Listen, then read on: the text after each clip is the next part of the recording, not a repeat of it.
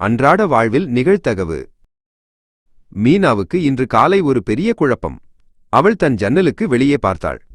வானம் பளிச்சென்று இருக்கிறதா இல்லையா? பள்ளிக்கூடம் போக குடை வேண்டுமா வேண்டாமா என்று யோசித்தாள்.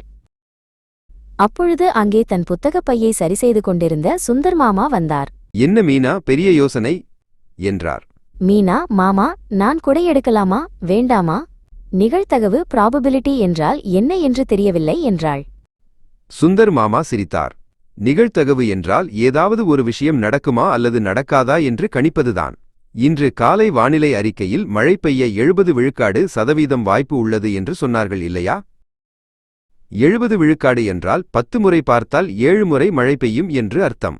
அது அதிக வாய்ப்பு மீனா. அதனால்தான் குடையை எடுத்துக்கொள்வது பாதுகாப்பானது. அதைத்தான் நாம் முதல் நிகழ்தகவு முடிவு என்கிறோம். பள்ளிக்கூடம் செல்லும் வழியில் பஸ் நிறுத்தத்தில் நிறைய கூட்டம். மீனா சலிப்படைந்தாள். மாமா, பேருந்து வர எவ்வளவு நேரமாகும்? ஆட்டோ எடுத்தால் சீக்கிரம் போய்விடலாமா என்று கேட்டாள். மாமா சொன்னார், பேருந்து வர 50 விழுக்காடு வாய்ப்பு இருக்கலாம், ஆனால் அது வந்தால் கூட்டமாக இருக்கும். ஆட்டோவுக்கு காசு அதிகமாகும். இது ஒரு 50-50 நிகழ்தகவு. ஆனால் இன்றைக்கு சீக்கிரம் போக வேண்டுமென்றால் ஆட்டோ எடுக்கும் வாய்ப்பு வேகத்தை கொடுக்கும். மீனா பள்ளியில் தன் நிகழ்தகவு அறிவை சோதித்தாள். மாலையில் அவள் தன் வகுப்பு நண்பர்களுடன் கிரிக்கெட் விளையாடினாள். எதிரணி பலமாக இருந்தது. அவர்கள் அணிக்கு வெற்றி பெற 50 விழுக்காடு வாய்ப்புதான் இருந்தது. சுந்தர் மாமா அவளுக்கு உற்சாகமூட்டினார். விளையாட்டில் நிகழ்தகவு மாறக்கூடியது மீனா. நன்றாக விளையாடினால் வெற்றி வாய்ப்பு 50 விழுக்காடிலிருந்து 70 விழுக்காடு ஆக உயரும். முயற்சியும் உழைப்பும் தான் வாய்ப்பை மாற்றும். மீனா துணிச்சலுடன் விளையாடினாள். பந்து வீசினாள்.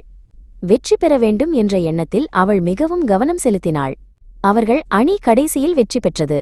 மீனா மாமாவை பார்த்து, நான் 70 விழுக்காடு நிகழ்தகவை உருவாக்கினேன் மாமா என்று கத்தினாள்.